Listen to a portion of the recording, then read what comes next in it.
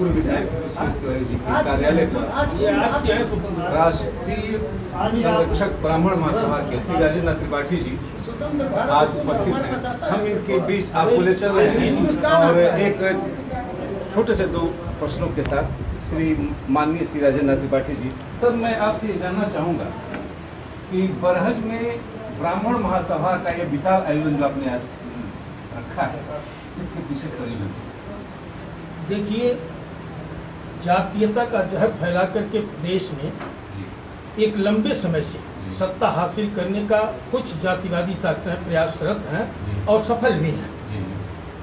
देश और समाज से बढ़ करके इस देश में निवास करने वाले के लिए कोई इससे बड़ी चीज़ नहीं है। जब हमारा देश कमज़ोर है, समाज कमज़ोर है, सामाजिक व्यवस्थाएं कमज़ोर होंगी तो इससे आम व्यक्ति दुर्दशा का शिकार होगा।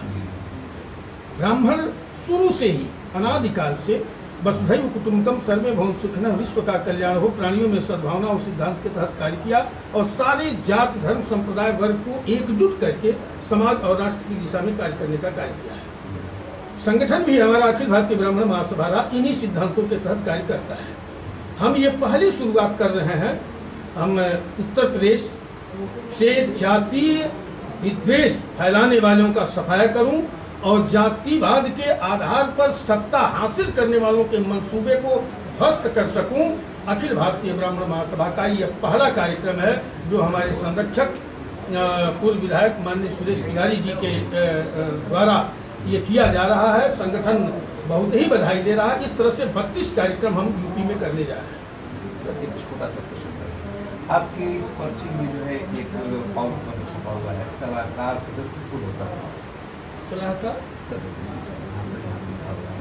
जी जी जी जी पूर्व नहीं हूँ, वर्तमान में हूँ।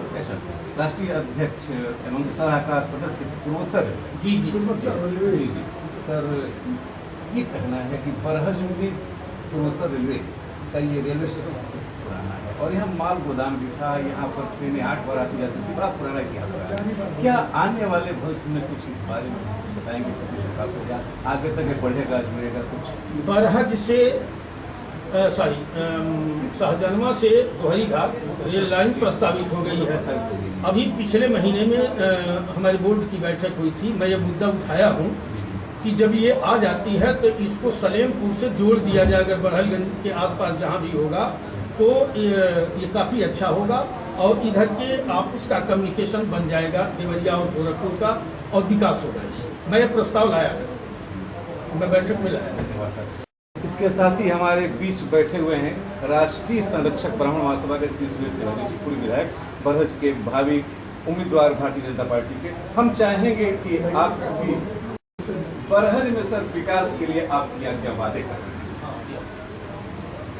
बस यही बता दें। हम मैं राजनीतिक में आया जी तो विकास को लेकर ही आया। जी जब तक विकास नहीं होगा तब तक अपना देश, जिला जो भी है ये आगे नहीं बढ़ सकता।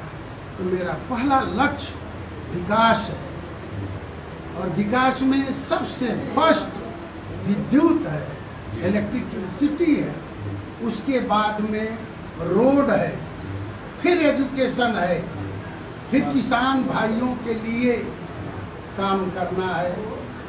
जैसे आप ले लीजिए, एक भागलपुर का रोड है जो मुसैला तक जाता है और इतना छोटा रोड है जो इतनी तकलीफ है, आज तक उस रोड पर पता नहीं किसी का ध्यान नहीं गया। और मैं जीतूंगा अगर तो पहला काम वहां से रोड का शुरू करूंगा। और मेरा लक्ष्य है कि बिजली, एक एक घर में बिजली हो और बिजली 24 घंटे बिजली मिलेगा, तभी देश का विकास होगा, तभी गांव का विकास होगा, अन्यथा ये विकास संभव नहीं है। सर एक बात, तमाम ऐसे इंडस्ट्रीज और तमाम संस्थाएं आपसे जुड़ी हुई है, क्या बरहज को भी कोई संस्था आप देंगे विद्यार्थियों के लिए या टेक्निकल संस्था कुछ? हाँ, बरहज में अभी तक मैं सोच के रखा हूँ, जब मैं घूम रहा हूँ तो बरहज में सोचा हूँ कि एक टेक्निकल इंस्टीट्यूट बरहज में नहीं है जी। और वो बहुत ज़रूरी है, तो भी मेरे मन में है। और किसान भाइयों के लिए अपना मंडी समिति वो है, मंडी समिति मैं सुना था यहाँ का, लेकिन उठा के देवरिया में चला गया, लेकिन बरहज में नहीं है। बरहज एक अंग्रेजों का जब राज था उस टाइम सबसे बड़ा यहाँ जहाजें आती थी, औद्योगिक था, लेकिन ये सबसे पिछड़ा हुआ हमारे जिला में हो गया है। इसलिए मेरी मातृभूमि बरहज है, मैं बरहज में पैदा हुआ हूँ, इसलिए मैं चुनाव लड़ने भी बरहज में आया हूँ। और ये काम जितना बोला हूँ मैं यहीं से चोटी लगाकर ये काम करके जनता में अपना पैठ बनाऊंगा, अपना नाम